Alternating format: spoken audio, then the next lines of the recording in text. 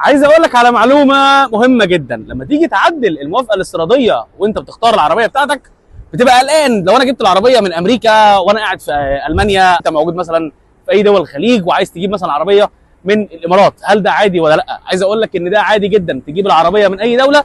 حتى لو انت مقيم في دوله ثانيه، انت موجود مثلا في الامارات، عادي جدا تجيب العربيه من امريكا، من المانيا، من الصين، من الهند، مفيش عندك اي مشكله خالص، لان هو بيسالك على بلد المنشا. في الابلكيشن بيسالك على بلد المنشا وليس الدوله اللي انت جايب منها العربيه. ركز قوي في الحته دي.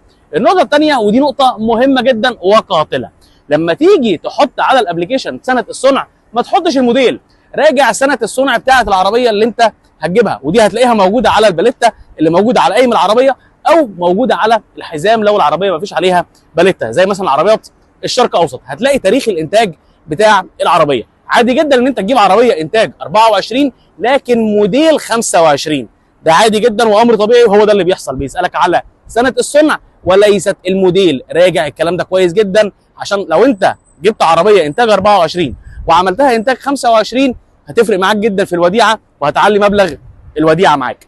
معلومات صغيره، لو انت عارف المعلومه دي ابعتها لاي حد مش عارفها، ولو انت مش عارفها اديك عرفتها وبعتها برضو لاي حد ممكن ما يكونش عارفها. ولو عندك سؤال اكتبه في الكومنتات. سلام.